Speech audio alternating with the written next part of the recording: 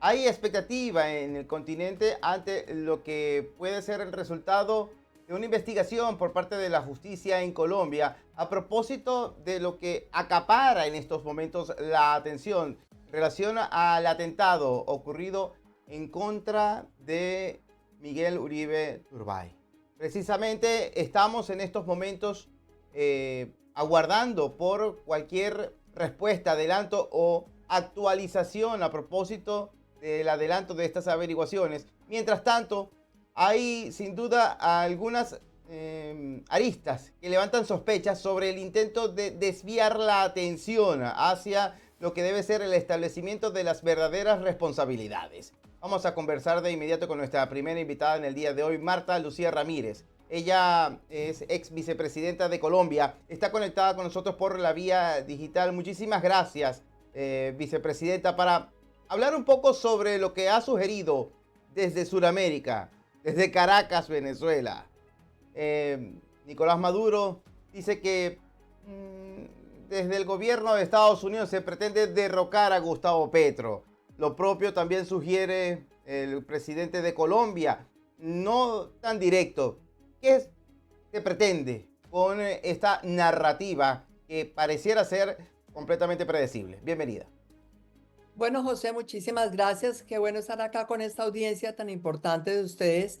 Y evidentemente estamos en un caso tremendamente grave porque Colombia ya hace 30 años, 35 años sufrió la muerte de varios candidatos presidenciales. Lo vimos en Ecuador recientemente con la muerte de Fernando Villavicencio y sabemos que la sociedad entera reclama conocer la verdad sobre quiénes son las personas que están detrás de este magnicidio, quiénes son sus autores intelectuales, quiénes son sus determinadores, y ya se sabe quién fue el autor material, que es lo de menos. Pero aquí lo importante es que no podemos soslayar la responsabilidad que tiene el presidente de la República y su gobierno de trabajar por la seguridad de todos los colombianos. Llevamos 2 años insistiendo en que se ha debilitado la fuerza pública colombiana, se ha debilitado el ejército y la policía por la insistencia del presidente Petro en que quiere hacer un acuerdo de paz total con todos los criminales, con los criminales del narcotráfico, de la guerrilla, de las FARC, del ELN, de los del Clan del Golfo, cuando sabemos que esta gente no tiene ninguna motivación política. Su única motivación es el negocio del narcotráfico, el negocio de la minería ilegal, del oro que están sacando también de manera ilegal, y por eso es un momento en el que Colombia no puede de ninguna manera caer en la ingenuidad de creer que hay una intención sincera de esos grupos criminales por llegar a un acuerdo de paz. El presidente, sabiendo eso, lo que ha hecho es pedirle a la fuerza pública que pare totalmente sus acciones contra estos grupos mientras él llega a un acuerdo de paz. ¿Y qué ha sucedido? Pues que los grupos se han crecido, que se han vuelto más fuertes, que tienen más armas, que reclutan niños, y que en cambio la fuerza pública se ha venido diezmando. Primero porque su gobierno ha retirado una gran cantidad de oficiales que tenían 35 años de experiencia de recorrer el territorio, de conocer cada rincón de Colombia. Y en segundo lugar, ha habido una disminución del pie de fuerza en la policía y en las fuerzas militares de Colombia. Entonces estamos en un momento tremendamente grave. Y lo que era esperable es que el amigo de Gustavo Petro, que es Nicolás Maduro, que tienen ellos allí un acuerdo de complicidades mutuas, pues entonces sale a defenderlo y a decir que es que acá lo que hay es un intento de derrocamiento por parte de Estados Unidos. Eso es una cosa completamente ridícula que no la cree nadie. Basta con oír a los colombianos a todo lo ancho y largo de la geografía nacional. El deterioro de la seguridad real es muy preocupante. Volvieron a nuestro país lamentablemente a los secuestros. El país está extorsionado en todas partes. Volvieron los atentados terroristas, y esto no tiene nada que ver ni con Estados Unidos ni con la oposición. Son hechos objetivos, reales, por los cuales los colombianos reclamamos del presidente la falta de una política de seguridad, la falta de un compromiso con la seguridad y la protección de la vida de todos los colombianos. Eh, Vicepresidenta, quisiera compartir con usted y con nuestra distinguida audiencia también unas declaraciones que hace tan solo horas ha emitido el presidente de Colombia, Gustavo Petro. Yo quisiera que todos quienes van a ver estas declaraciones saquen sus propias conclusiones en función de la seriedad con la que se debe tomar una investigación a la que enfrenta la justicia de Colombia, y de esta manera es como lo analiza el presidente de ese país. Vamos a ver a continuación. Le he pedido a través de la embajada norteamericana en Bogotá que todos los cuerpos de inteligencia me ayuden a investigar quién mató a Mario Uribe. Le he pedido ayer en una reunión derivada del acuerdo de paz con la FARC, artículo 2, que todas las embajadas que hacen presencia de la comisión que pidió la FARC para que hubiera garantías políticas en Colombia, participen con sus cuerpos de inteligencia para que me averigüen quién asesinó o intentó asesinar, primero a mí, claro, pero sobre todo al senador Miguel Uribe Turbay.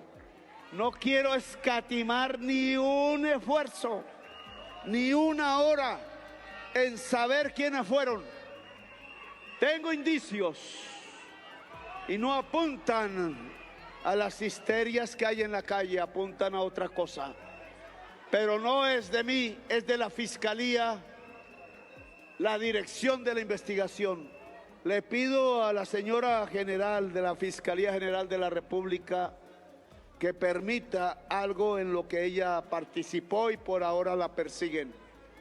Permita una comisión de investigación judicial independiente de las Naciones Unidas para que ayude en la investigación del atentado, no solo contra el senador Miguel Uribe, sino contra todos los líderes políticos y sociales que han sido asesinados en la historia de Colombia.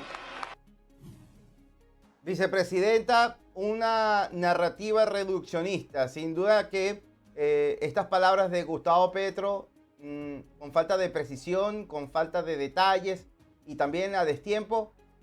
Dígame usted, ¿cuál es su impresión al respecto?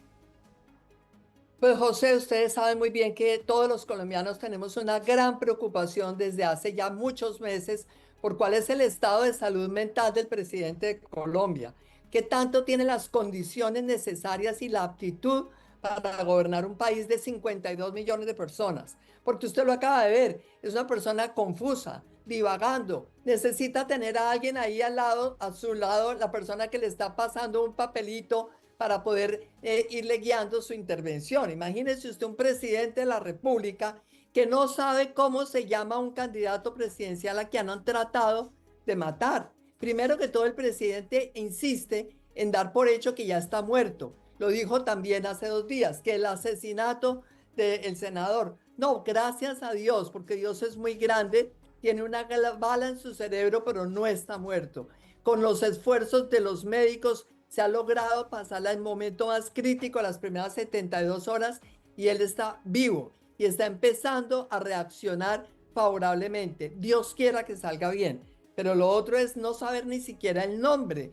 Entonces él tiene una obsesión con Mario Uribe, que fue un senador compañero de él en el Congreso hace muchos años, pero resulta que a quien trataron de asesinar no es a Mario Uribe, es a Miguel Uribe, candidato del Centro Democrático. Entonces, estas son todas las razones por las cuales hemos oído de parte de distintas personas, inclusive quien fue canciller de él, nos ha enviado ya 3 cartas abiertas mostrando el grado de deterioro mental del presidente de Colombia. Esto es completamente absurdo. Por esa razón hay algunos que hemos pedido que el Congreso de la República ordene que haya una evaluación psiquiátrica del presidente para poder realmente tener la tranquilidad de que Colombia esté conducida por alguien que tiene las condiciones mentales. Pero como usted bien dice, José, él está acá tratando de minimizar la gravedad de un magnicidio en el año 2025, en lo que ya hemos recorrido el primer cuarto del siglo XXI. Esto Colombia lo había dejado atrás como parte de su historia de luto, pero no teníamos este tipo de situaciones hace muchos años. ¿Pero qué ha sucedido? que este es un gobierno que deliberadamente ha bajado la seguridad, ha bajado la política de seguridad y lo más grave, a un candidato presidencial lo tienen sin seguridad prácticamente. Ahí se han conocido los videos, los audios, las cartas escritas que el candidato Miguel Uribe envió al gobierno nacional pidiendo que aumentaran su protección. ¿Por qué? Porque es un candidato de la oposición, porque en cualquier país democrático lo primero que hace un estadista es asegurarse que la oposición cuente con todas las garantías. José, yo también fui ministra de la Defensa Nacional, no solo vicepresidenta, y siendo ministra de la Defensa Nacional con Álvaro Uribe, nuestra primera preocupación siempre era garantizarle a la oposición los escoltas, la protección necesaria para que pudieran ejercer la oposición en unas condiciones democráticas. Eso no lo ha hecho este presidente. No se ha preocupado él mismo por saber cómo están los esquemas de seguridad de quienes estamos en la oposición, pero especialmente de quienes son candidatos a la presidencia y están en la oposición. Entonces no pueden ahorita minimizar, y repito, que salga el amigo de él, el compadre de él, de aventuras, de andanzas, una persona que es totalmente ilegítima ante la comunidad nacional e internacional, como es Nicolás Maduro, que ha violentado los derechos humanos de los venezolanos de todas las formas posibles, que tiene una diáspora de casi 9 millones de venezolanos recorriendo el mundo, porque en su país no tienen unas condiciones mínimas de seguridad ni unas garantías mínimas de democracia. Por Dios, no es Nicolás Maduro legítimo para hablar a estas alturas de la vida de un presidente, ni de una legitimidad democrática, ni de un supuesto golpe de Estado. Nadie le quiere dar un golpe de Estado a Gustavo Petro. Todos le hemos pedido que gobierne ateniéndose a la Constitución y a las leyes de Colombia. Es Gustavo Petro el que permanentemente está dando mensajes que desconocen la Constitución de nuestro país y las leyes de la República. Entonces, una cosa es el atentado a Miguel Uribe, sobre el cual él tiene responsabilidad. El ministro de la Defensa actual y el anterior tienen una gran responsabilidad, porque le repito, cuando yo era ministra de Defensa me sentaba con los comandantes de fuerza, con el presidente de la República, a revisar uno por uno los casos de la oposición y asegurarnos que no fuéramos a tener nunca jamás otra vez un magnicidio en Colombia. Entonces, esta responsabilidad le cabe al presidente. Hay que pedirle a la Fiscalía que con prontitud analice todas las circunstancias de este crimen para que obviamente nos diga quiénes son los determinadores, quiénes son los autores intelectuales, quiénes son los que tienen tanto afán en frenar la llegada de alguien de la oposición a la presidencia de Colombia. Porque sabemos que esta es una oposición vertical, democrática, honesta, que quiere lo bueno para nuestro país, pero hay intereses oscuros en impedir que se llegue a través de la democracia, hay intereses oscuros en mantener el poder en un país que está todos los días perdiendo viabilidad, como lamentablemente le sucedió a Venezuela, a Nicaragua, a Cuba, y sabemos que ya esa es la historia de décadas de privación de las libertades, décadas de un robo permanente del Estado, porque en Nicaragua, en Venezuela, en Cuba, quienes están al frente del poder se han robado el patrimonio público de los ciudadanos de sus países, y eso es lo que estamos viendo en este momento en Colombia. Por eso se necesita una oposición con carácter, legítima, democrática, que denuncie la corrupción y que le muestre a Colombia alternativas para las elecciones del año 2026. Vicepresidenta, le pido por favor que nos aguarde tan solo unos instantes. Vamos a continuar con esta conversación. Tenemos que hacer una muy breve pausa porque quisiera entender un poco la perturbación que genera este clima que desde Caracas y desde Colombia específicamente se produce en el hemisferio a propósito de la acusación que se hace tan a la ligera por parte del gobierno de Venezuela ante la posible intromisión de intereses imperialistas, como quizás lo van a venir sugiriendo. La justicia de Colombia ha ordenado la protección a través de un mecanismo de resguardo de testigo a quien es el autor material, de acuerdo a las investigaciones, de este atentado en contra del senador de ese país ocurrido días atrás. Su evaluación al respecto, cómo se establece esta medida en la que pareciera más bien cuidarlo, determinar un poco quizás o reducir la culpabilidad de este sujeto. Por favor, ilústrenos, vicepresidenta. Pues mire, realmente sí creo que este es un momento en donde necesitamos una justicia que actúe con prontitud, con gran eficacia, pero también con transparencia, porque ciertamente un menor merece protección, pero estamos hablando de un menor asesino, de un menor entrenado para matar, de un menor que fríamente levanta un arma para matar a una persona. Entonces no es un menor ingenuo ni es un menor desamparado, es un menor que necesita garantías legales, que necesita tener a su lado obviamente un defensor de menores, pero que también debe suministrar a la justicia la información que lleve a la captura de todos los que son determinadores de este crimen. ¿Quiénes le pagaron? ¿Quiénes le suministraron las armas?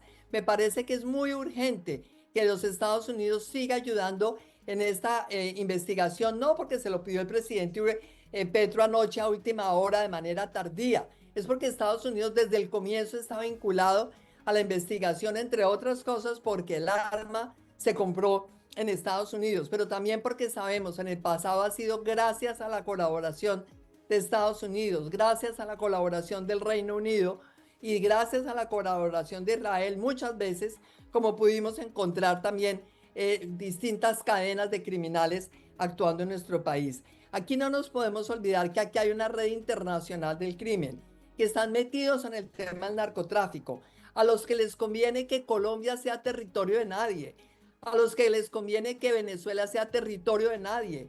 ¿Por qué? Porque esa red internacional es la que se beneficia del narcotráfico, del tráfico de personas, el tráfico de personas, que es un delito absolutamente abominable. Se benefician del tráfico de minerales, el oro que sacan de Venezuela, de Colombia, de tantos países de manera subrepticia. Entonces acá hay una red transnacional también del crimen y le corresponde a la Fiscalía, con el apoyo de autoridades internacionales, desenmarañar este magnicidio y obviamente llegar a sus últimas consecuencias, que esto toque al que tenga que tocar, pero que no vengan a distraer a la opinión ahora hablando de supuestos atentados, de supuestos complot, porque acá vemos son un par de compadres, el compadre Maduro, a quien el compadre Petro le ha ayudado a pasar por alto que se robó una elección descaradamente, que le robó a los venezolanos el derecho a tener un presidente elegido democráticamente, porque él es un indigno, porque él no tiene la legitimidad para estar al frente del poder en Venezuela, pero su compadre, que es Gustavo Petro, obviamente le ha dado también salidas, le ha dado toda clase de beneficios para que pueda permanecer en el poder. Entonces acá pienso que las declaraciones que hagan ellos dos hoy lo que hacen es distraer a la opinión y necesitamos una fiscalía con cooperación internacional eficaz y moviéndose con prontitud, porque acá no puede haber nada que se pierda en la cadena de custodia. El pretexto de que es un menor tampoco puede servirles para que entonces no lo puedan ver las autoridades, no lo puedan entrevistar, no puedan escuchar su testimonio. Se necesita conocer de parte de él toda la información disponible.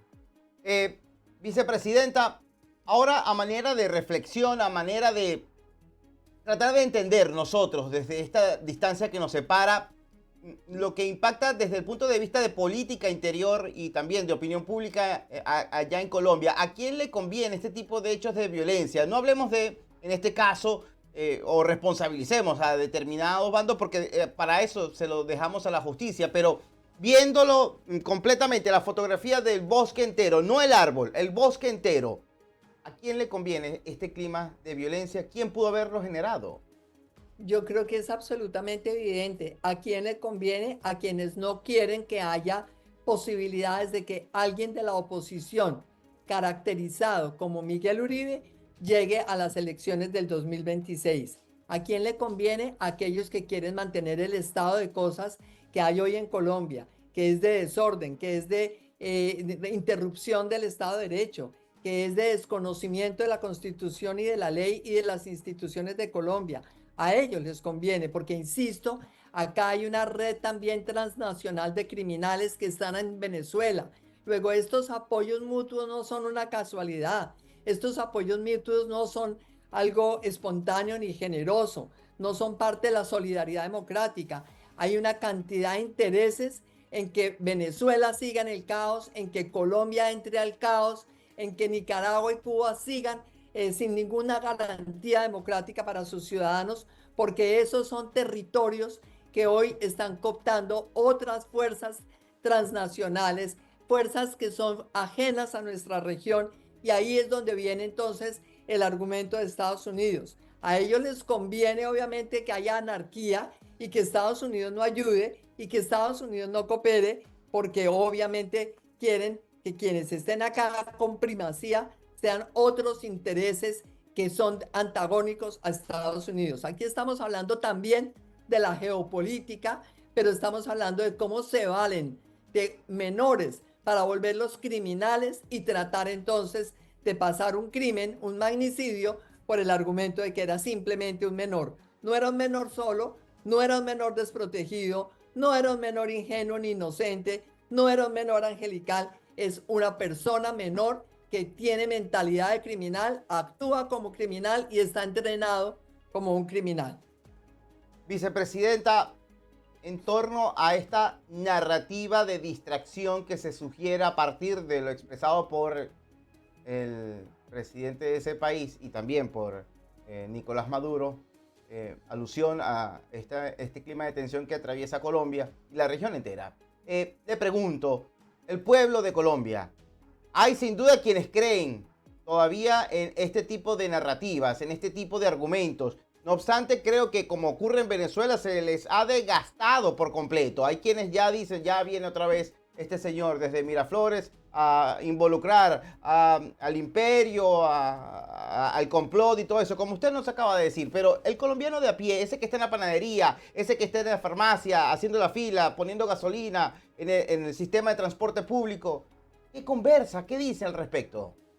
Mire, el colombiano de a pie está empezando a sentir lo que significa lo que significa un gobierno populista. Es que nosotros estamos viviendo tarde lo que ya vivió Venezuela. Nosotros estamos quizás en la Venezuela de hace 15 años, en donde había un gobernante, Chávez, que utilizaba todos los recursos públicos para darle a la gente limosnas, y la gente en la fiesta una limosna no le importaba si con eso se estaba destruyendo totalmente la economía de su país. Lo mismo sucede hoy en Colombia. Hay un presidente que gasta manos llenas, que tiene las finanzas públicas hoy en un estado deficitario muy preocupante. Colombia además no es un país tan rico en petróleo como sí lo es Venezuela, entonces acá las finanzas son mucho más exiguas, y por esa razón el pueblo colombiano ya está empezando a sentir lo que significa un populismo. ¿Por qué? Porque ya hay colombianos que no tienen acceso a la salud. Colombia fue uno de los países que logró tener una cobertura del 98% en servicios de salud, mejor que en Estados Unidos, óigalo bien.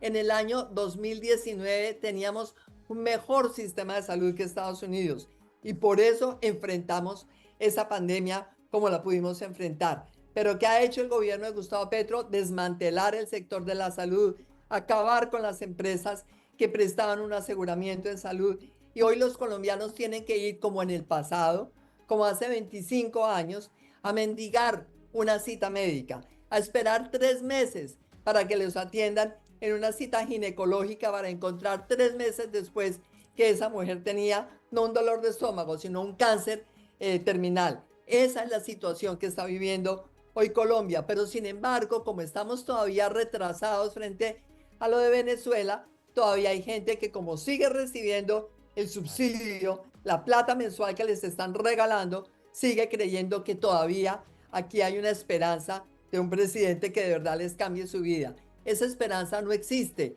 En Gustavo Petro no existe, porque es un presidente que no ha hecho sino destruir la economía, destruir los fundamentales de la producción de un país, que son necesarios para generar empleos a la gente. La única manera que tiene la gente de salir adelante, de tener una movilidad social, de subir a la clase media, es teniendo empleos. Y eso es lo que está destruyendo el gobierno de Gustavo Petro. Entonces, por esa razón, todavía tiene apoyo, todavía hay unas encuestas que muestran que tiene un 30% de favorabilidad y un 70% de rechazo. Pero recuerden ustedes que fue lo mismo que vivió, por ejemplo, nuestro hermano Venezuela, cuando la favorabilidad de Chávez era un 70-75%. ¿Por qué? Porque estaba regalando a manos llenas el recurso petrolero Así de los es. venezolanos. Los pueblos tienen que aprender desafortunadamente Espero que así sea. a punta de golpes. Y aprender a punta de golpes significa que tenemos que hacer pedagogía sobre lo que estamos viviendo, que tenemos que hacer pedagogía sobre la democracia, que Sí. tenemos que hacer pedagogía a los colombianos sobre cómo no dejarse engañar con estas mieles de los subsidios y de los regalos asistencialistas que no pueden durar indefinidamente. Vicepresidenta, muchísimas gracias. Gracias por esta conversación tan genuina, sobre todo que habla sobre lo que siente tanto el colombiano en momentos de indignación, de incertidumbre y sobre todo de reclamo por una justicia transparente. Un gran abrazo a la distancia. Cuídense mucho. Gracias a ustedes también. Un abrazo. Seguro que sí. Conversábamos con Marta Lucía Ramírez, ella fue vicepresidenta de Colombia. También estuvo al frente del Ministerio de Defensa de ese país.